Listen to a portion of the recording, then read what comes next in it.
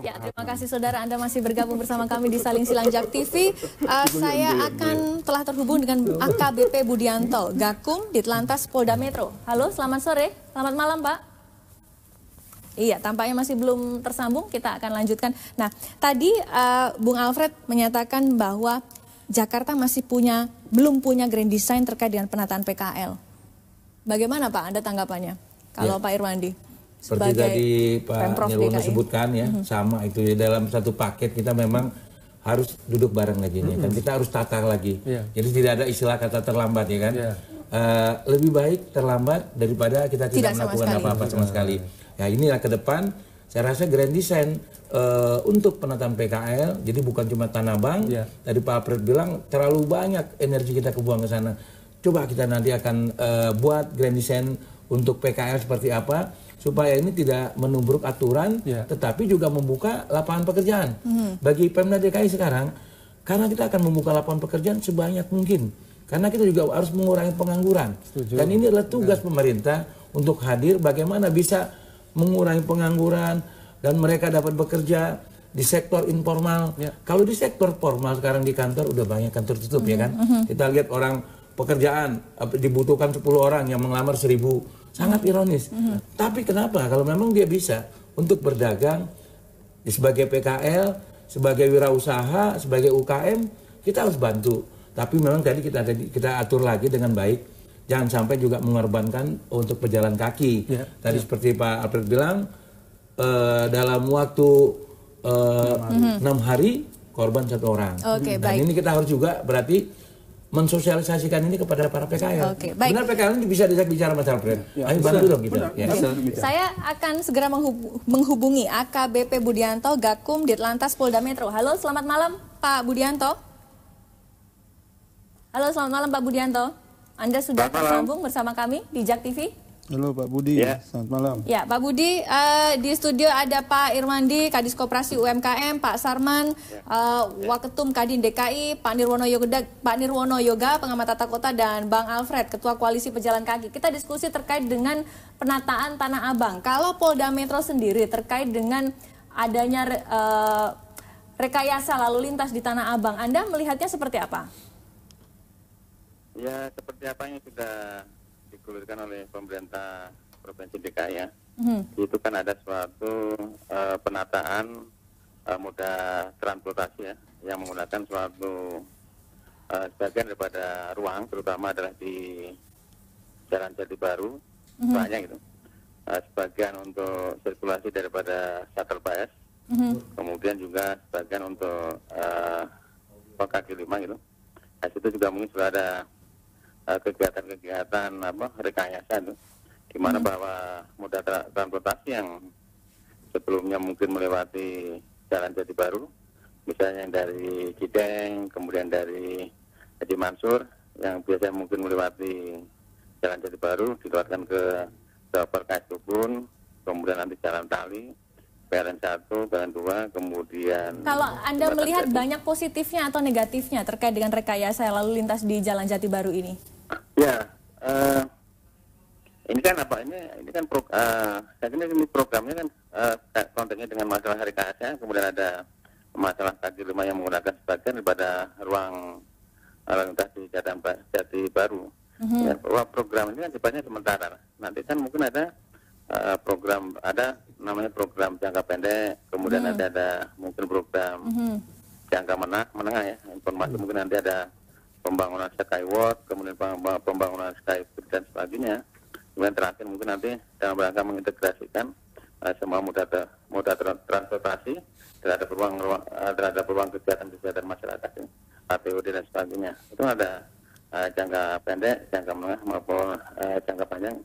Prinsip bahwa konteksnya dengan masalah rekayasa kan kita juga sinergi juga dengan Disub, Satpol PP, dan bagaimana kita tetap menciptakan masalah-masalah keselamatan di sekitar kawasan Tanah Abang, sehingga seluruh aktivitas kegiatan masyarakat bisa berjalan dengan baik.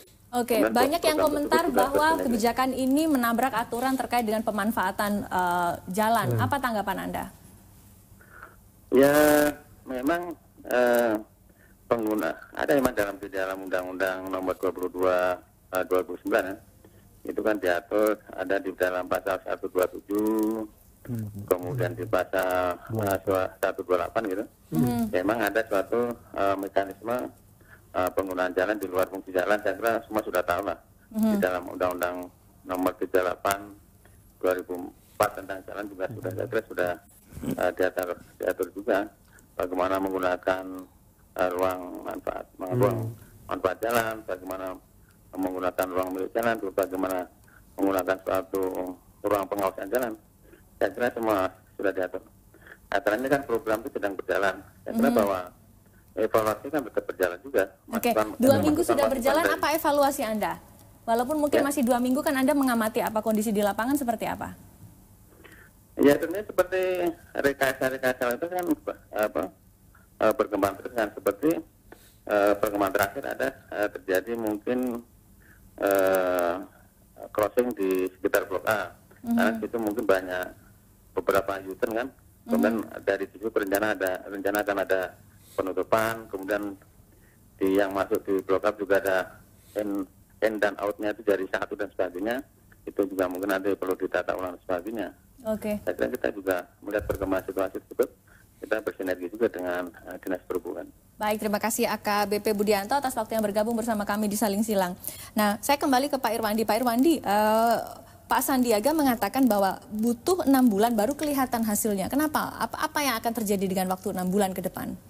Ya, merubah perilaku ini nggak semudah itu ya. Jadi perubahan ini makan waktu seminggu 2 minggu nggak bisa. Ini perilaku siapa? Perilaku pembeli, ya, perilaku pedagang, perilaku pejalan kaki. Jadi ini juga kita lihat dari ini pedagang PKL kalau juga perilaku pedagangnya mungkin tertib lebih baik juga akan merubah juga. Ini tapi juga pembelinya juga yang ini harus juga diberikan. Kalau pedagang perilakunya diubah agar mereka tertib jualan di sana. Lebih tertib. Kalau pembeli perilaku ya apa yang diharapkan untuk diubah? Jangan membeli sembarangan di tempat ya kan, kadang-kadang mereka juga sudah tahu tidak boleh berdagang di trotoar, tempatnya sudah ada tapi mereka singkat saja di trotoar beli juga. Mesti kalau mereka punya kesadaran bahwa tidak boleh berdagang di trotoar, tidak boleh membeli di trotoar, pedagang ini kalau tidak membeli, pedagang akhirnya kalau pembeli tidak mau membeli, ini pedagang juga ini juga akan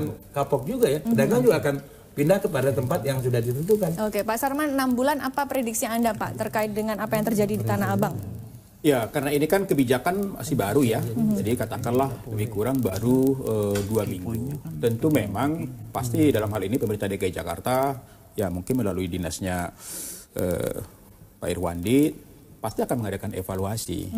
Evaluasi kira-kira di mana yang perlu ditata kembali atau mungkin di mana yang perlu direkayasa kembali. Karena yang namanya baru 2 minggu tentu pasti akan pasti masih banyak kelemahan-kelemahan yang akan kita dapatkan. Dari sisi pedagang kaki lima, dari sisi kenyamanan daripada pembeli, mungkin dengan pedagangnya sendiri, belum juga kemungkinan nanti akan datang lagi pendatang-pendatang baru, kita nggak tahu. Oke, kalau Pak Yoga sendiri 6 bulan, itu kan target dari Pak Wagub Sandiaga Uno, kira-kira sudah akan kelihatan yang terjadi di Tanah Abang. Apa sih yang akan kelihatan kalau seandainya ini memang bisa berjalan dengan baik? Ya, yang pertama perlu saya jelaskan dulu bahwa masuk minggu kedua ini sebenarnya belum bisa dijadikan acuan.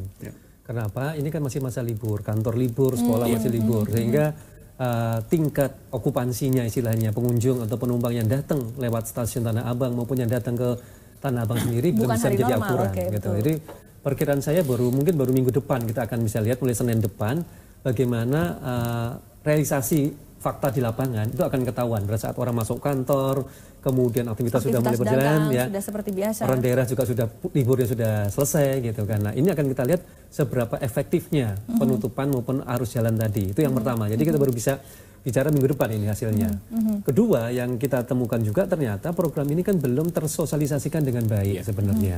Jadi tidak heran kalau terjadi resistensi dan sebagainya gitu. Jadi instruksi yang ada langsung jalan implementasi ke lapangan. Jadi tidak ada masa untuk sosialisasi kepada seluruh warga di sekitar, kepada para pedagang gitu. Jadi ini juga PR besar sebenarnya gitu ya. Kenapa kok tiba-tiba dilakukan tanpa ada sosialisasi, sehingga tidak heran kalau terjadi polemik seperti sekarang. Nah, tapi bisa kita lihat baca juga kenapa tidak sosialisasi, karena memang tadi awalnya tidak punya rencana induk menyeluruh tentang Tanah Abang gitu. Jadi kalau ada kan kita bisa ngomong gitu kan, bahwa sampai dengan mau ditutup mau sebulan, mau ditutup sampai 6 bulan, kita akan tahu gitu indikator keberhasilannya. Nah, ini sebenarnya akan menjadi blunder atau menjadi bumerang juga kalau tidak dikelola dengan baik isu-isu ini. Kenapa? Yang pertama tadi saya katakan tadi, tidak tertutup kemungkinan bahwa PKL yang berjualan di trotoar itu tidak hanya di Tanah Abang, gitu kan. Seperti dilakukan Mas Fred itu hampir seluruh kawasan di Jakarta ini, kalau kita boleh jujur, trotoar itu kalau boleh diduduki semua isinya punya PKL, gitu kan. Nah, ini membuat keputusan apapun, kebijakan yang diambil itu sangat ditentukan oleh ketegasan dari gubernur, gitu ya. Jadi terlepas dari siapapun bawahannya, tetapi kalau gubernur bilang tidak, itu seluruh Jakarta bilang tidak, gitu loh. Nah, tapi begitu bilang di sini boleh, di sana tidak, ini yang kasihan siapa? Satpol PP-nya, Mbak. Ya tidak bisa memberikan pengertian. Artinya tidak bisa menggunakan apa? Menggunakan penilaian ganda. Gitu kan, di sini boleh, di sana nggak boleh. Sementara di sana dia berantem, di sini dia membiarkan gitu. Nah, ini penting karena apa? Petugas di lapangan itu kan langsung berhadapan dengan PKL. Jadi ini juga harusnya jadi bahan pertimbangan. Jadi nggak segampang apa yang disampaikan Pak Irwandi tadi ya? Ya, karena berhadapan langsung kan Satpol PP, gitu kan. Satpol PP yang akan 24 jam di situ, gitu. Jadi ini juga tidak hanya di pasar kan, Pak Irwandi ya. Jadi trotoar-trotoar dekat stasiun, dekat halte, di mana saja trotoar itu membuka celah kita boleh berdagang. Ini maksudnya yang perlu kita khawatirkan. Banyak yang tadi kan ada yang disampaikan oleh Pak Budianto juga bahwa relokasi pedagang di Jalan Jati Baru itu adalah solusi, bukan solusi permanen, tapi adalah sementara. Nah, tapi kan sekarang saya belum tahu nih, kita juga belum tahu ini timelinenya sampai kapan, deadline-nya sampai kapan, apakah 6 bulan, apakah 1 tahun, atau seperti apa. Nah, sekarang kemudian kita bisa mengukur keberhasilannya seperti apa? Itu tadi, makanya kalau kita mau lihat sekarang, terus terang untuk evaluasi baru bisa katakan minggu depan ya, pada saat mulai memasuki minggu ketiga, keempat ini baru kita bisa bicara ukurannya ya, dampak dari penutupan itu. Nah, saya berharap 1 bulan setelah penutupan, berarti akhir bulan Januari, itu bisa segera diambil kesimpulan apa saja yang harus dilakukan dan rekomendasi apa. Kalaupun umpamanya harus dibatalkan, umpamanya menurut saya Pemda tidak perlu malu gitu, karena memang kalau umpamanya menimbulkan kemacetan dan sebagainya, efeknya lebih banyak negatif, kenapa tidak? Tapi kalau memang dari survei tadi masih bisa ada peluang, nah, tentu harus dikasih batasan waktu. Sampai dengan sekarang kita tidak bisa bisa mengatakan bahwa semi permanen namanya atau sementara itu ada atas batas waktu kan, bulan, 6 bulan, setahun, siapa yang berani jamin? Kalau sampai 6 bulan namanya masih ditutup namanya. Nah, ini menurut saya kembali tanpa adanya rencana induk secara keseluruhan, kita tidak akan bisa menilai bahwa pada titik mana itu dikatakan berhasil, karena tidak ada acuan kan, tidak ada ukuran gitu. Nah, artinya rencana itu baru sementara istilahnya, belum mempunyai bicara soal keseluruhan gitu. Oke, kita nanti akan bertanya lagi lebih dalam ke Pak Irwandi terkait bagaimana sebenarnya deadline atau mungkin tata waktu dalam penanganan pedagang kaki lima di Tanah Abang. Tetap bersama kami.